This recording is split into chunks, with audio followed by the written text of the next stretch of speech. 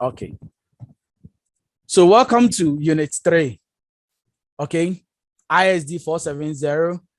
And we are on our third unit. We have just finished. We are through with Unit 1, which is Introduction to E-Business.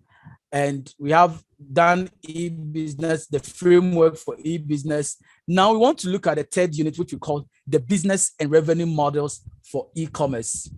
The business and revenue models for e-commerce. Now, we have been talking about creating a website.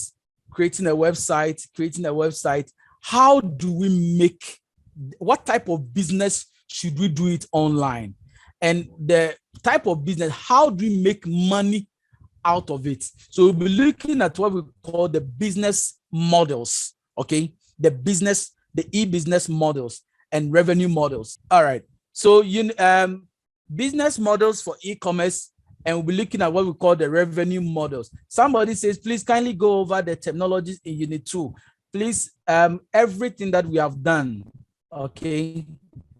The video is recorded and it's on the V class. So please, for the sake of time and in all humility, I'll beg you that you go back and watch the videos again so that we did. Okay.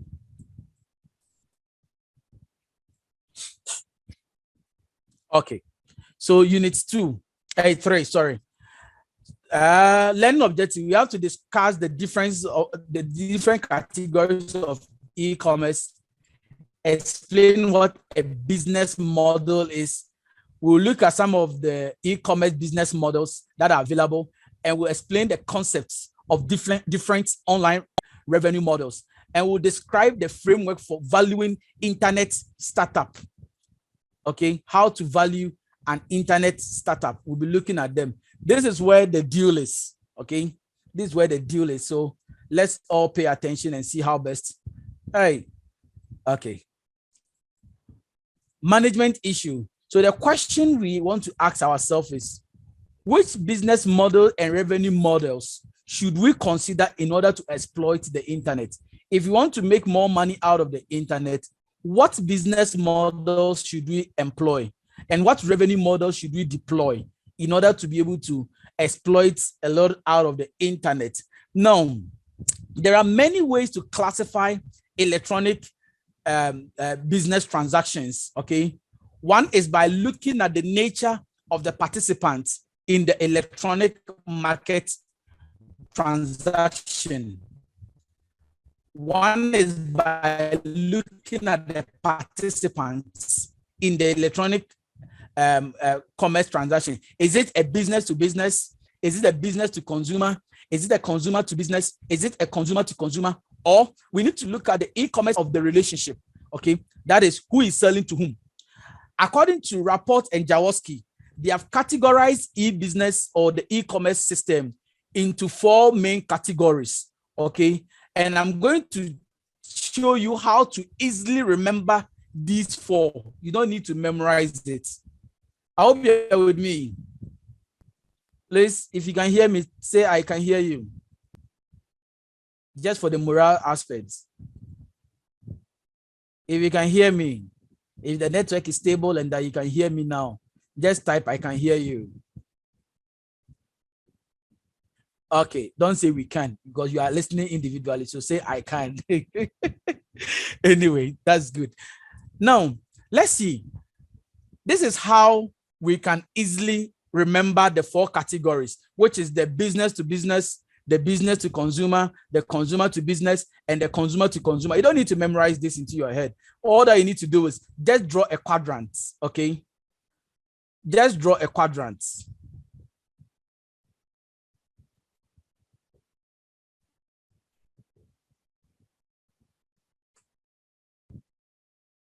Okay, so you draw a quadrant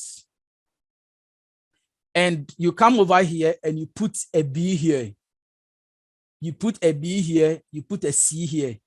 You put a B here, you put a C here. You are done.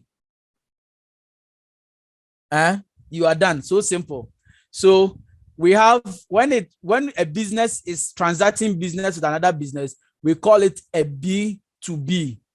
So business to business transaction. So B2B.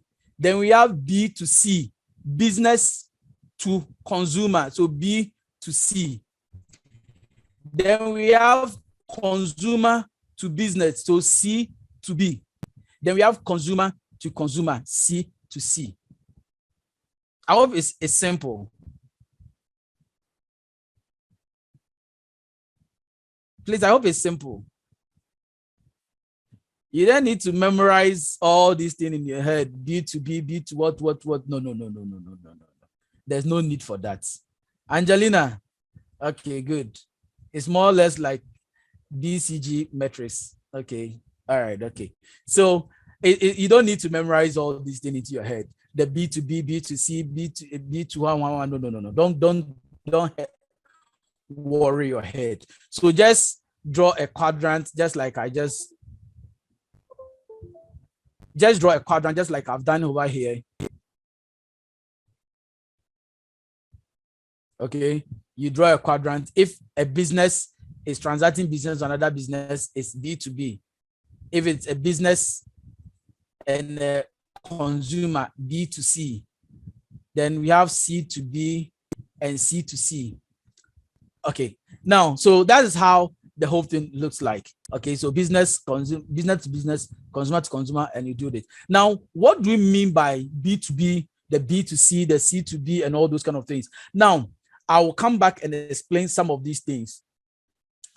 Okay, let me just explain them straight away so that I don't need to come back to it.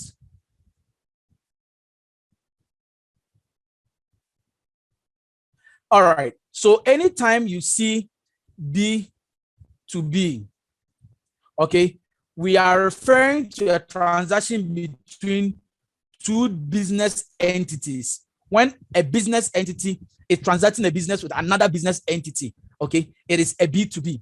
Then we have a B2C. When a business is transacting a business with a consumer, that is what we usually see around, okay? Businesses selling to consumers, that becomes the B2C. Then we have the consumer to business. There are certain times we, the consumers, also sell to businesses in the form of information, okay?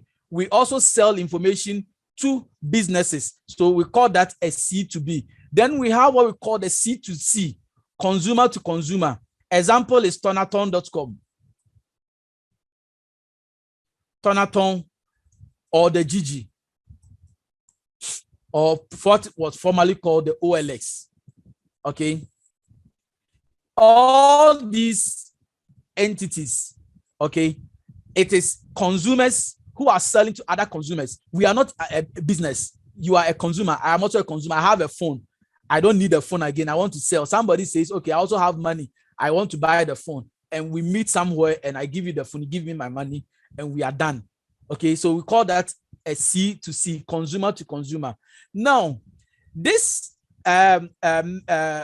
quadrant can be extended further to include a third party, okay? Can be extended further to include a third party, which we call the G. I am using the green to draw so that it becomes different. So G. So when a business deals with a government agencies, we call it B2G. When a consumer deals with government, we call it C2G. When a government deals with a business entity, we call it G2B. Then we have G2C. Then we have G2G. Okay, so this is by Chaffee. Chaffee extended it to include the government. Okay, so if you download the slides from the, what do you call it, the V class, there are examples of how all these transactions happens, and you'll be able to follow through. Okay, let's continue. What are business models? Okay, the term business model has several meanings based on the perspective of different researchers. Okay, so according to Rapper, okay, he defines business model as in its most basic sense, is a method of doing business by which a company can sustain itself. The method of doing business by which a company can sustain itself. That is generating of what? Revenue. Business model. What type of business do we want to do to make money in its basic sense? According to Michael Porter, he also defines business model as how a company does business and how they use that particular business to generate revenue. Don't forget that businesses are there to make money. They are not NGOs. And these days, some NGOs are making a lot of millions of dollars, okay, by doing a lot of shady deals. But businesses are businesses, okay? So they are there to make money. So what type of business should an organization do to be able to generate revenue to take care of itself? According to Timers, Timers also defines business model as an architecture for products, services, and information flow, including a description of the various business actors, number one, and their roles. Have you forgotten the supply chain, the chain, okay? The chain from the supplier to the manufacturer, to the wholesaler, to the retailer, to the customer. This chain. So an architecture of product and services and information flow, including the description of the various business actors. So the supplier is an actor within the chain, the manufacturer is an actor within the chain, the wholesaler is an actor, the retailer is an actor. Okay, and a description of the potential benefit for the various business actors and a description of their source of revenue. And their source of revenue, you know, we are logistics students, and those who are what do you call it? Hospitality students. What it means is that the only person who puts money into the chain is the customer. Okay, so these what do you call it? Customers are the only one who put money into the entire supply chain. So the source of revenue is the customer, because he is the only person we want to appease, or the only person we want to please within the chain, because he's the only one who puts money into the chain and doesn't take the money back. All right. So these are other definitions. In general, an online business model is defined as one, a summary of how a company will generate profits by, number one, products or services and value proposition. What are we known for? Our core products and services. What are we known for? So you need to know what you are known for in the market. Then number two, the target customers. Who are the people we are trying to target? Then number three, the position in the competitive online marketplace, because the online marketplace is full of a strict competition. And because it is full of competition, we need to know how is the competition like, and where are we positioned? Are we the one leading the competition, or we are trailing behind others? So we need to know the position in a competitive online marketplace. Then also its projection for revenue and cost. Where do you see yourself within the time frame? In about 1 year time, in a month's time, in 6 months time, your projection for revenue. Where do you see yourself? Okay. This is a discussion question. You need to discuss it among yourself in your groups. Okay. You can take a discussion and discuss it later on. So we are saying that new business models associated with the dot-com era were in fact existing models in an online context. Business models and revenue models have not changed per se as a result of the internet. So these are something you can discuss among yourself when you meet in groups to discuss certain things. What are the key elements of business model? There are 8 key elements. Number 1, the value proposition, the market audience, the revenue model and cost base, the competitive environment, the value chain and the marketplace positioning, the representation in the physical or the virtual world, the organizational structure, and management. These are the 8 key elements, okay? The 8 key elements of organization e-business model. Let's take them one by one. Number 1, value proposition. It defines how a company's product or services fulfills the needs of the customer. You see, we go around every day, we see a lot of things in the market. You see that, you go out in the morning, you see somebody selling kose, somebody selling popcorn, somebody selling, we don't buy everything that we see on the streets, because we don't buy them, not because maybe we might not have the money. We don't buy them because maybe that thing will be adding value to you at that particular time, add value to you. You won't waste your money buying it. We see a lot of food out there, but why is it that we choose to buy a particular food? Because at that particular... Okay, sorry, I was saying something that the 8 key elements, I'm explaining the 8 key elements, okay?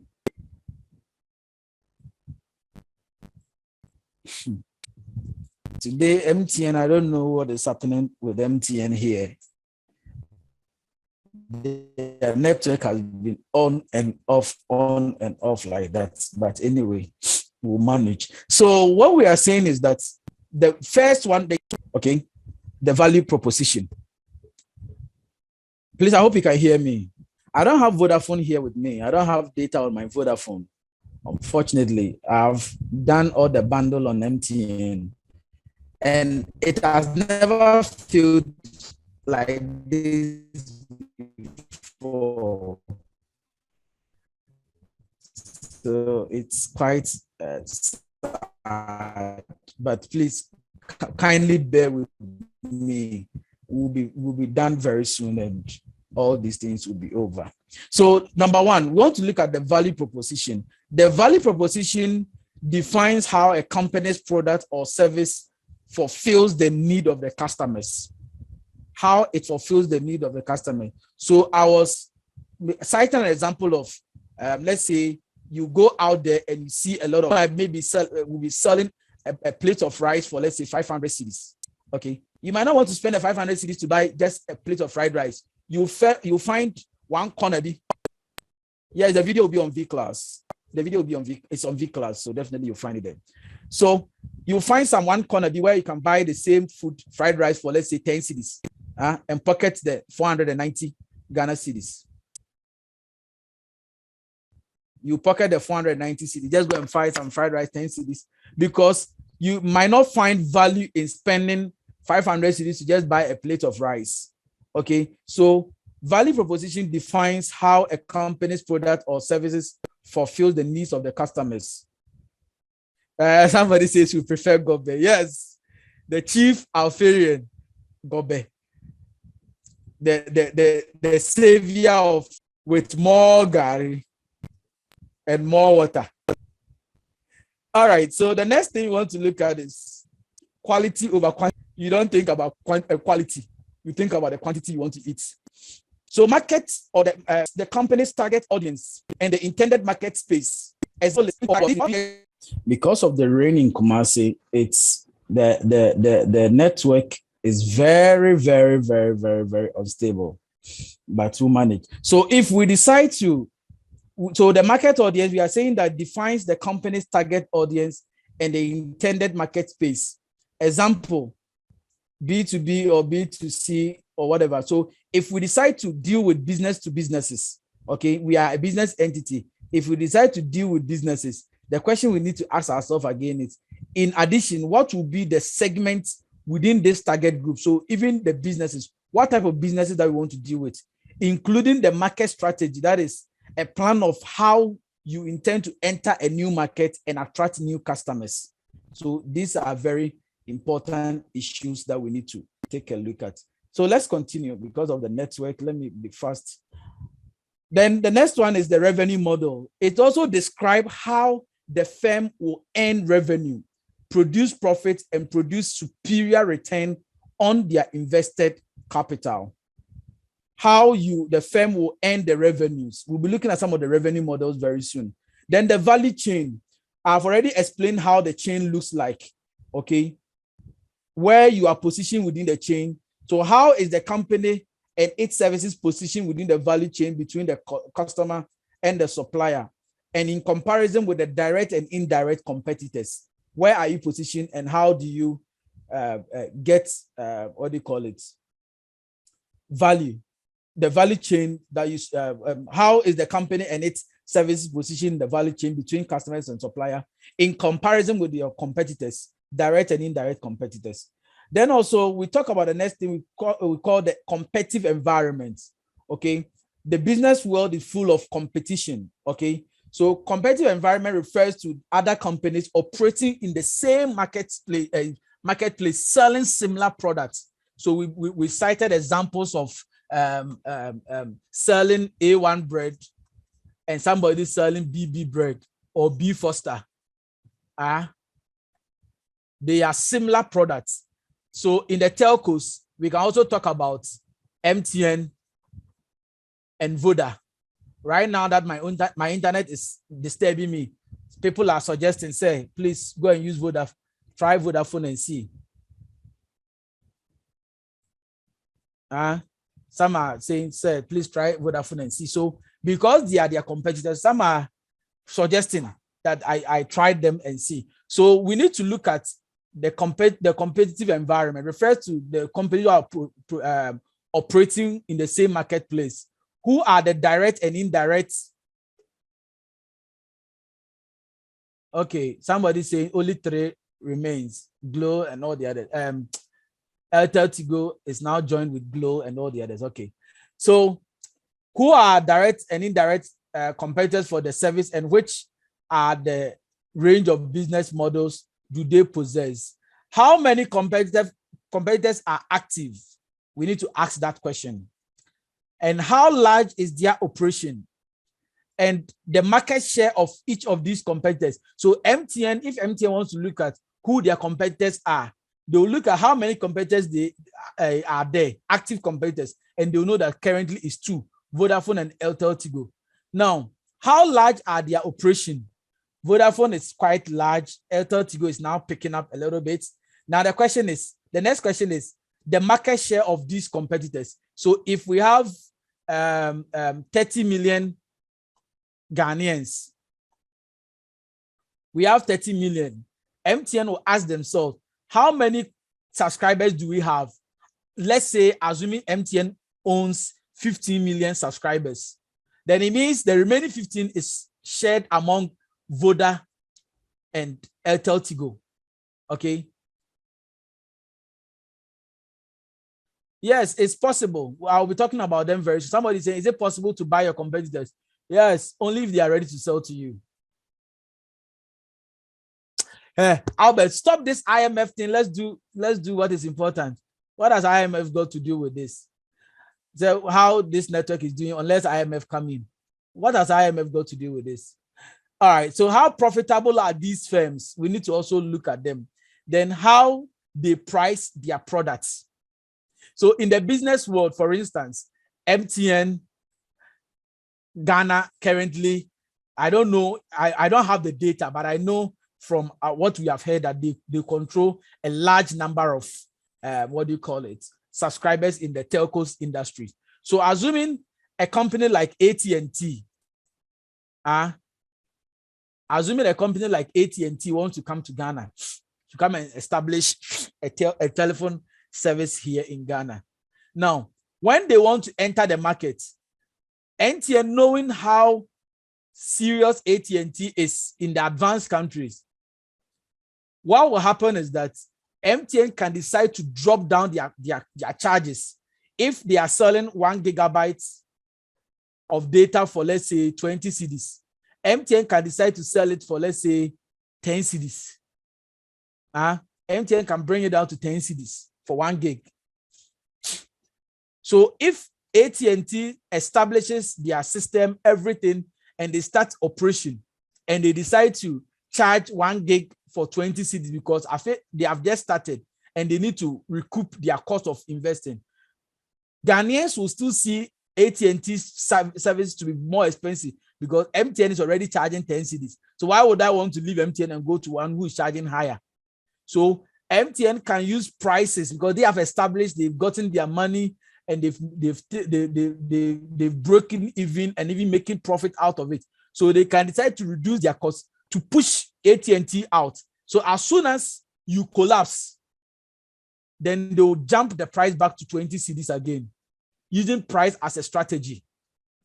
Okay, so how are they pricing their products, and how can we counterprice whatever they are pricing in the market? So in the business world, competition mostly lies on the prices of the goods that are being sold. Okay, how much the companies are selling the various products. The next one, the market strategy. Is the company utilizing a physical presence as well as an online presence? Don't forget, we have looked at these, either having a brick or mortar or a pure internet pure play, or internet and brick, combining the two together. So does the company utilize a multi-channel marketing approach? Then the next one, organizational structure. How is the organization internally structured to deliver its service? How will it partner with other companies to provide services? So we need to know there are certain companies who are not prepared to do any kind of partnership. They want to take everything by themselves, which is too bad. Then also the management. What experience in similar markets and companies do the manager have?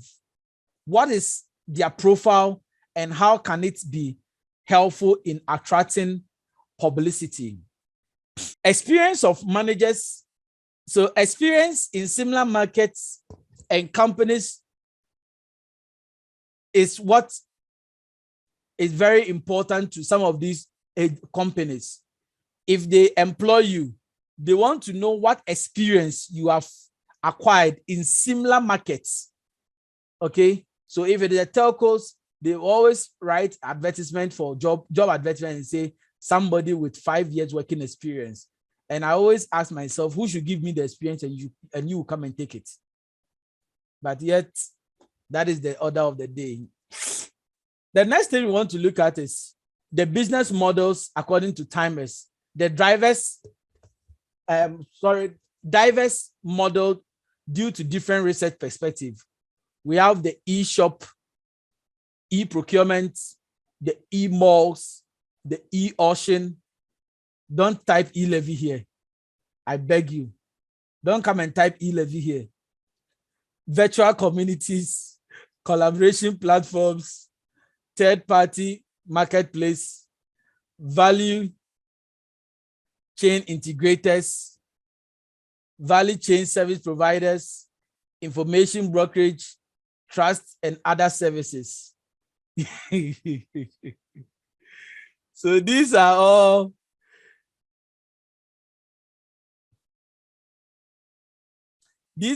models, business models. Okay, now we have the electronic hospital system. Okay, the e-hospitals, where you can talk to a doctor or you can talk to a pharmacist and they'll diagnose you electronically. Okay, they will diagnose you electronically. Somebody was talking about the e-pharmacy, e-drink. Oh, come on. How do you drink electronically? You people should be serious. Let's continue. Anyway, let's look at the revenue models. There are different types of ways to use our website. E-church. But church is not a money-making organization. It's what do you call it? Church is an NGO. Michael appear too. church is not a money-making at a venture. It's purely for worshiping of the Supreme. Please. We are not doing church issue here. Stop typing church. Okay, so there are different ways that businesses can generate money from their various websites. So websites like Ghana Web, My Joy Online,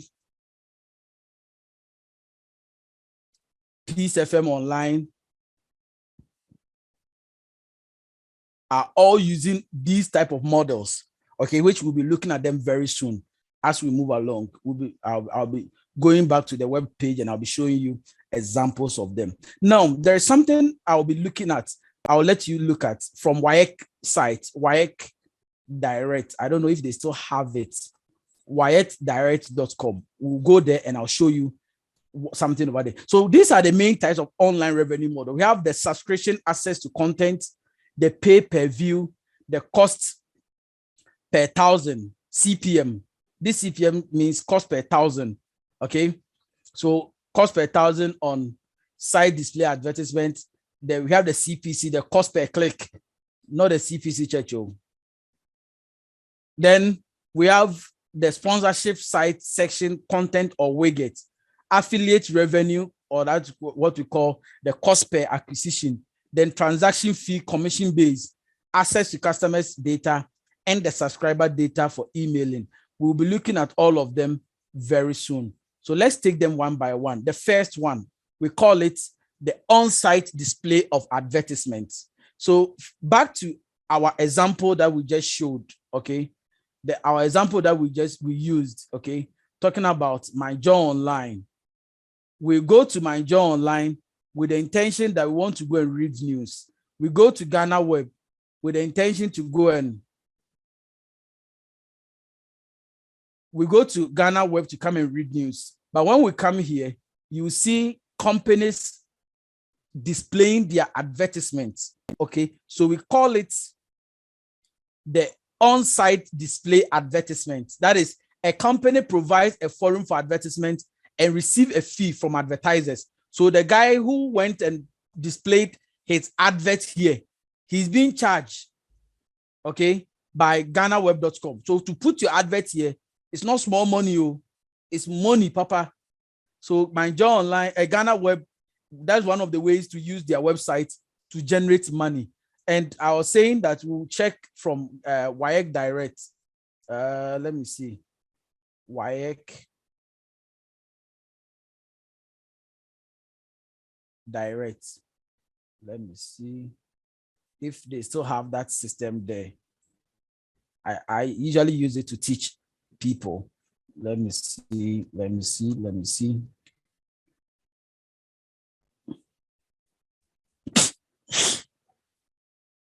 Good. So you see, WAEC website, they have created an advertisement column. Okay, you can advertise here. Please contact us on. They have given you an email and all these things. So if you want an advert which the size is like this, okay, you see there are differences between these sizes. Okay, there are differences between these sizes. So if you want your advert to be big as this one, you have the amount of money you pay.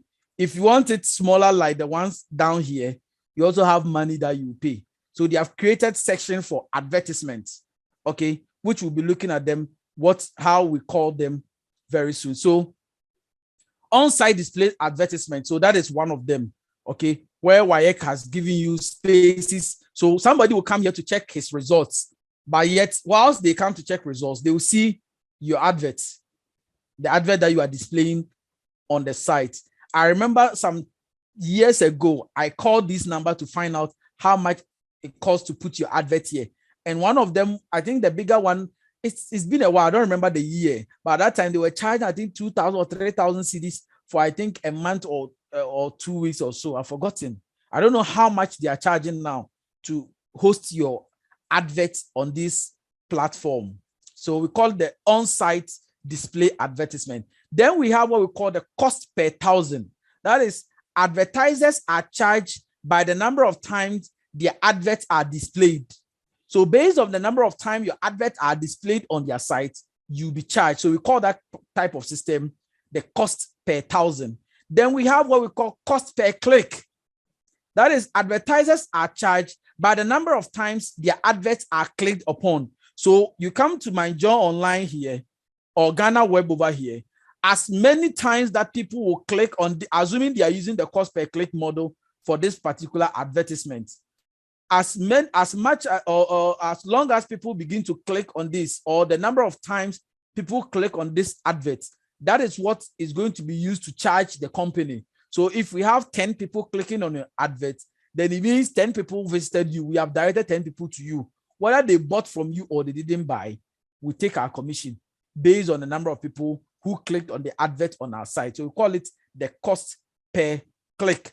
Then also we have what we call the next one. We call the subscription access to content. Okay. A company offers its users content or services and charges a subscription fee to access some or all of its offerings. Example is the customer report or the Wall Street Journal, or even all the journal sites that we have, the Emerald Insights, but let me close. Let me show you this. Emerald Insight.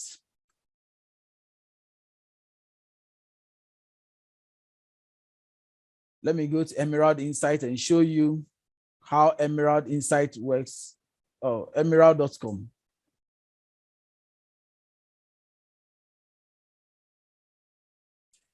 Assuming I search for e-business, an article on e-business.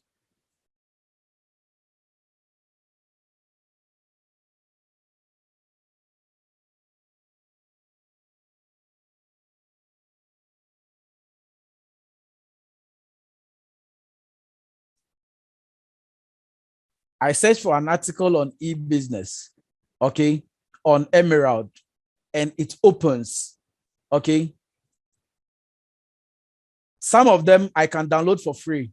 Some of them I need access, view access option. So if I want to download this particular article, I will need to pay. It's not free, okay. I need to sign in, and by signing in, it means I have paid to get access to this particular information, okay. So we call this type of services subscription and access to content.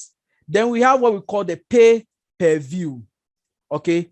In Ghana here, a TV system came which we call the 2C TV or so. 2C TV. Please, do you remember? 2C TV. Our women were using it a lot, especially for kumkum bagia.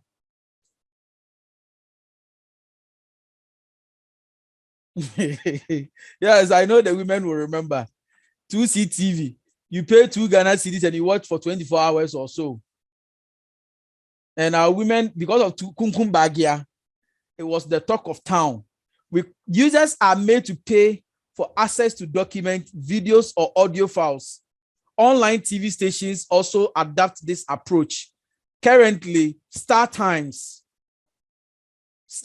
uses this model a lot. So if you don't have, Star Times in your house, you can download their app on your phone. You subscribe for, let's say, 2 hour service, and you can watch Star Times, maybe the local league, okay, on your phone. So we call it the pay-per-view. The subscription to content, we can cite example of Netflix, okay. We can cite an example of Netflix. The pay-per-view to, no, Netflix cannot be a pay-per-view. Then also we have what we call the sponsorship of site section, content or widget. Example is what I showed you on WAEC, okay. A company pays a fixed fee to sponsor a page of a website or have a sole advertisement right for a fixed period of time. Then also we have affiliate revenue or cost per acquisition. In this type of system, a company steers business to an affiliate and receive a referral fee.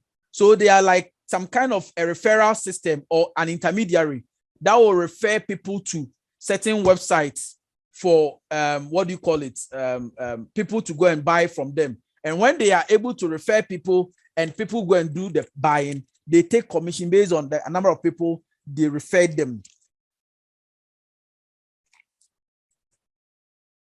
We also have what we call the transaction fee revenue. That is, a company receives a commission fee for facilitating or executing a transaction. Example is eBay. Jumia is also an example because when you buy something from Jumia, Jumia is not the one selling it to you. They connect other suppliers to come and sell to you, and they charge the suppliers for using their service to sell to us.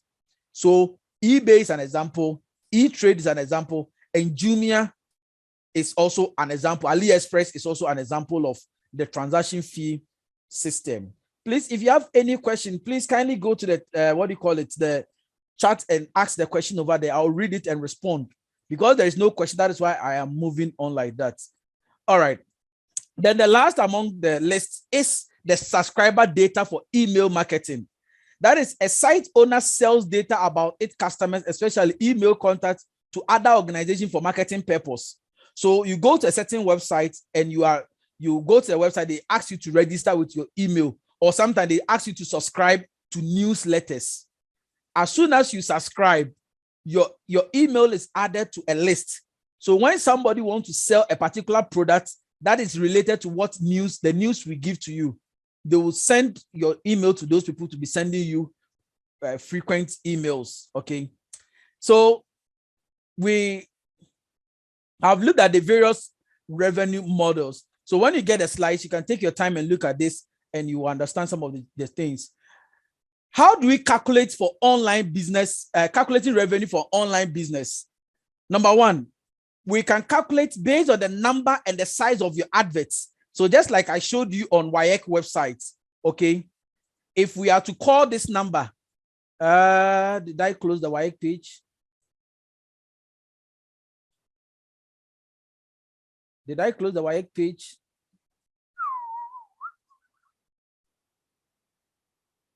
Okay, I think I closed the WAEC page, but let me go back there for the sake of what I want to talk about here. Now, look at the type of advert here. The size of the one here is different from the one down here. Okay, and this one too, you can advertise here. So this is one advert. This is one of them. So they have 1, 2, 3, 4, 5, 6 slots for adverts, and each of these 6 slots comes with different price package. So if you want it to be big like this, you have what you pay. If you want it to be like this, you have what you pay. And sometimes even where it is even positioned, okay, where it is even positioned can also be as a so the size, the number and the size of the advert. Now, number 2, the capacity to sell your advert.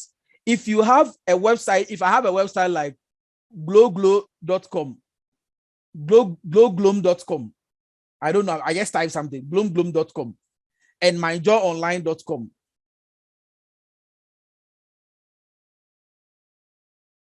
These 2 websites, if I am to take an advert to these 2 websites, which among the 2 will charge me more? Go to the chat and talk to me. I want to see if you are following.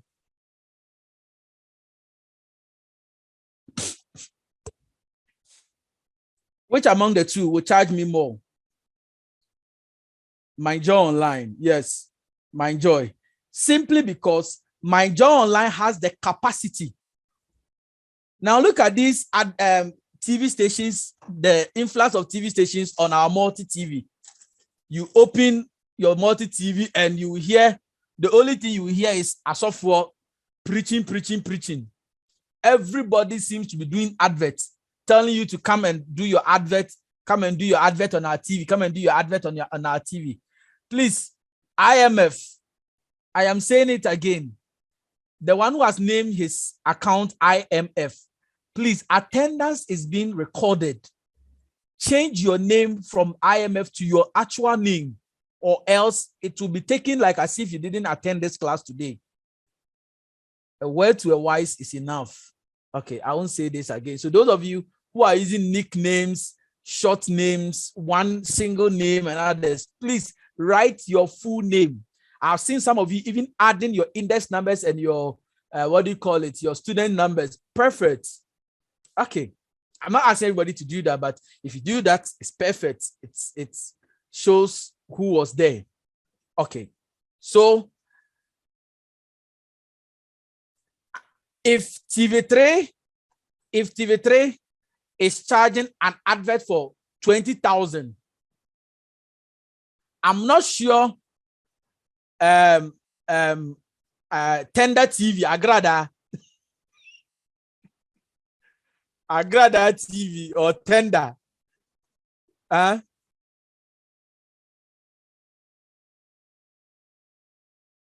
Tender TV will charge the same, 20,000 for an advert. Why? Because somebody said, let's add some, I beg. What I've said is enough. Now today TV. Okay.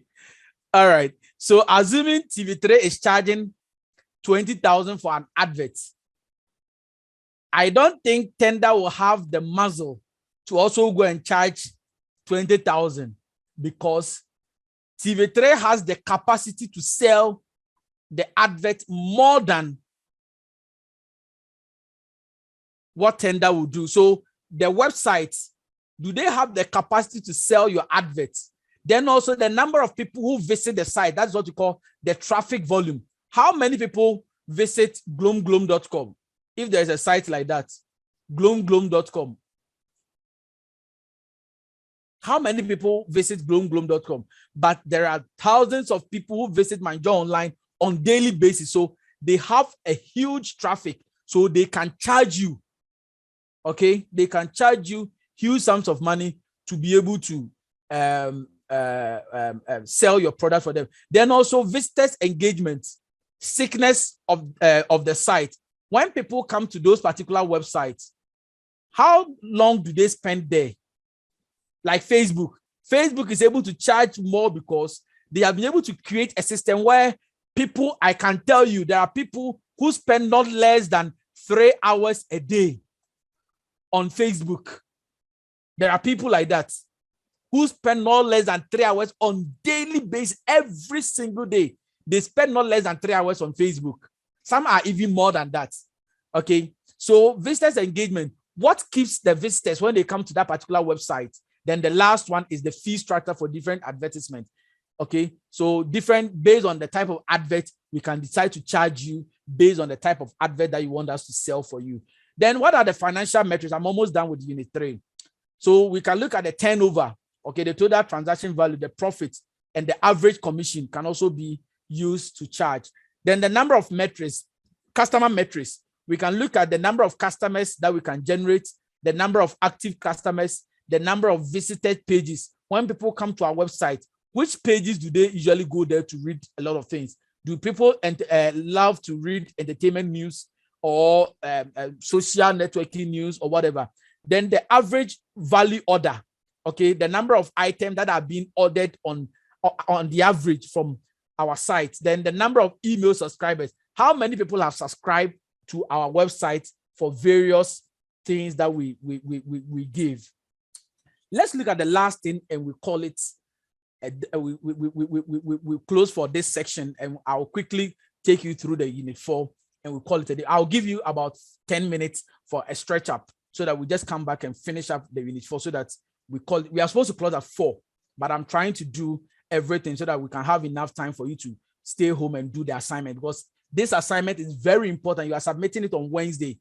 When I muted myself, I was making some few calls and I wanted some few clarification on it, and I got everything. So it's something you have to do, and you go on V-Class on Wednesday to submit the assignment. You go on V-Class on Wednesday to submit it. Good. So according to Witter, Okay, they present a structured valuation for a success of internet startup as follows. When we say an internet startup is successful, how do we evaluate it? Number one, the concept. It describes the strength of the business model and its potential to generate revenue. So before somebody will invest into your business, they want to know what is the strength of the business model that you want to him to invest in, and its potential to generate revenue. Then number two, innovation. This criteria will look at the extent to which the business model merely imitates existing real world or online model. So how innovative is that idea? Is it trying to mimic or imitate an existing real world or an online model? Then number three is execution. The ability of the internet company to successfully implement whatever strategy that it has intended to implement. So how the company successfully implements strategies in terms of promotion, performance, security, and order fulfillment. So all these are very, very important. Then the next one is the number of traffic. This criteria is measured in terms of the number of people who visit your site. Okay, the number of pages they visit when they come to your site. Then the next one is the financing. They describe the ability of the company to attract venture capital or funding to help execute the idea. And the last one is the profile. This is the ability of the company to generate favorable publicity and to create awareness within this market, its target market. So that is our unit 3. And end of the section. Let's give ourselves some 10 minutes for a walk up, a break. We'll come back. It's 122. Let's say like 125. So maximum 135. I'll be back here to do unit 4.